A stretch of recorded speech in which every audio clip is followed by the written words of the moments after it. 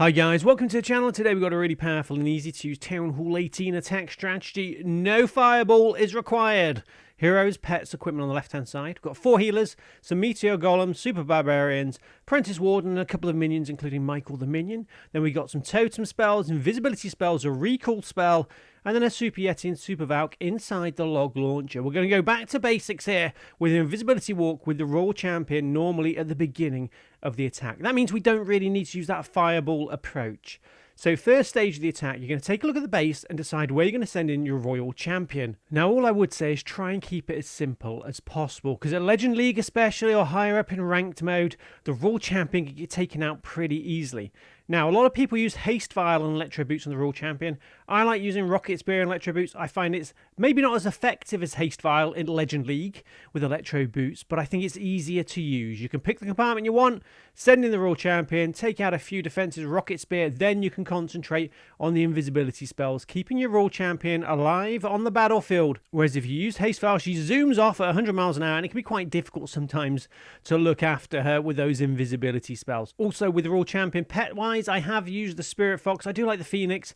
I mean, it can be difficult trying to time the invisibility spells with the Spirit Fox.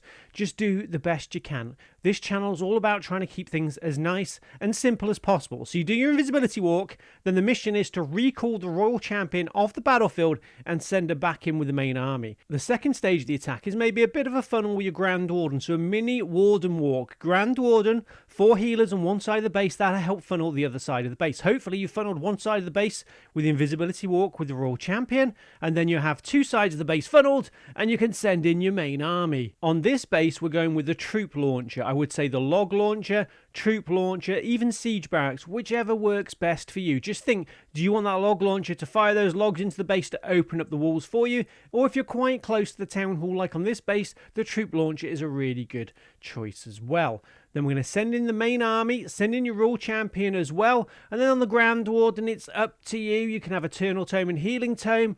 You can even have Heroic Torch, because remember, on or after the 12th of January, Heroic Torch is going to get a really big buff, so that'd be really exciting to see how good that is when it's out. I'll bring you some videos showcasing the hero equipment when it's been buffed, Heroic Torch, Lava Loon Puppet, things like that, and Life Gem as well, yeah. And if you don't know about that, guys, check out Clash of Clans socials. It was released, the information, a couple of weeks ago, and that's something to look forward to on or around the 12th of Jan. So maybe attacks are going to change a bit as we know it. I do think Heroic Torch is going to be really powerful. That's just my opinion anyway.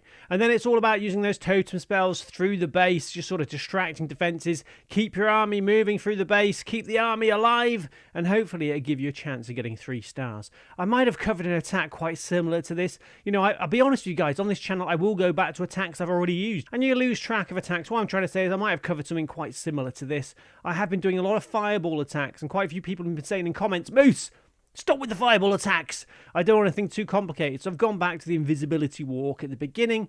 I do think it's a bit more difficult than the fireball attack at the beginning leading into the main attack, because I always say this, in Legend League or higher up in ranked mode, you need something special in that attack strategy, either invisibility walk, super yeti clone bomb, or fireball, or combine them.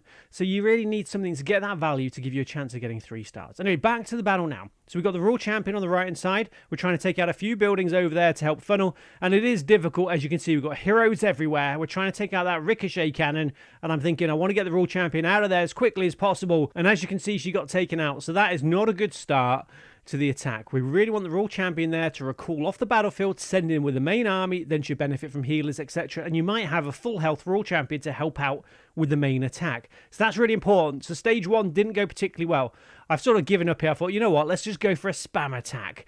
This time we're using the log launcher to try and punch away through those walls towards the town hall. And you know what, guys, sometimes a spam attack, it just works. As in this case, I'm going to get 3 stars here, and the funnel was non-existent. There was a bit of a funnel on the right-hand side, but the Royal Champion got taken out. But some bases as well, a good base in Legend League or Ranked mode is going to have a base that it is difficult to funnel. You can't just use a Yeti or 2 Yetis to funnel one side of the base. It's going to be really difficult. You're going to probably have to spend half your army or siege barracks and a hero the other side. And they're the bases that you think, well, you know what? I'm just going to give up on the funnel. Yeah, we can try a bit, but sometimes, guys, bases are just unfunnelable. That's not even a word, is it? Somebody let me know in video comments. Is that an actual word, or did I make that up? Anyway, back to the battleground. So we're doing okay here. We're moving around the base anti-clockwise, and we're going to sort of hopefully get all the buildings on the left-hand side. I think we've got somebody over on the left. We've got some Meteor Golems. And remember, on or around the 12th of Jan, Meteor Golems are going to get a slight nerf, as is the Totem spell. I don't think it's going to make too much of a difference. Again, that's my personal opinion. I haven't tested them out or anything. I've just seen the stats that are announced for when this update, this balance change update, does come out on or around the 12th of Jan. I keep saying that, guys. So yeah, on or around the 12th of Jan. So yeah, it's very exciting. I think, yes, there's some nerfs, but I think there's some really good buffs to that hero equipment, which I'm really excited to look out for. And of course, like I said earlier, guys, if you want to see some videos showcasing that hero equipment with the buffs in action, Heroic Torch, Lava Loon Puppet, and Life Gem as well got a good buff, I think.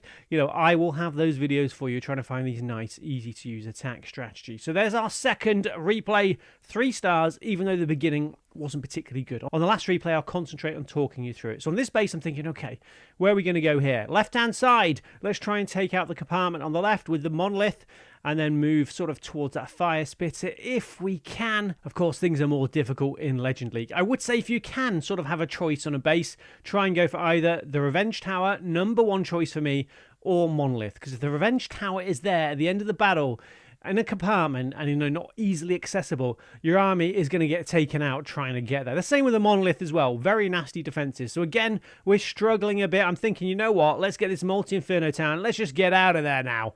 There we go.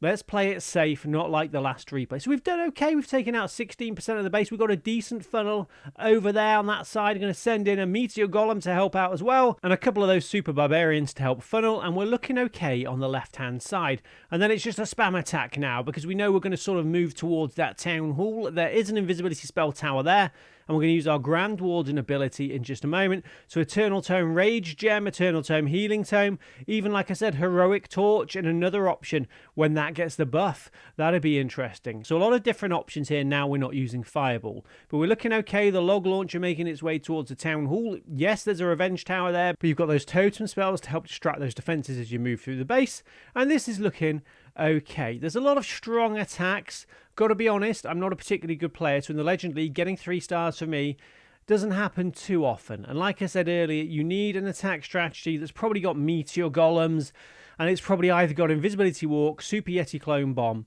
or that Fireball. So don't be afraid of the Fireball, guys. I would say, honestly, start practicing.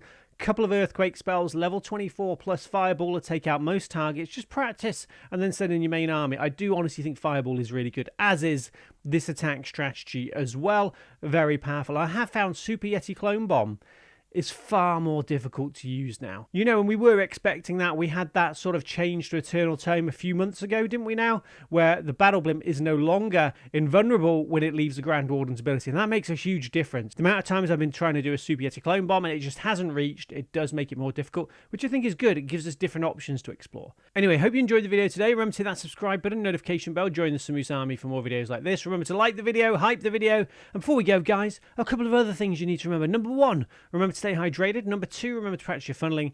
And #3, do remember on this channel, we do have something called a creator code. That's where you can help support your favourite content creator in-game by using their code before making any purchases. Our code is Code Moose. Any support would be absolutely lovely. Army copy links in the video description. Let me know what you think in the video comments, and I'll see you later with another video. Bye, guys.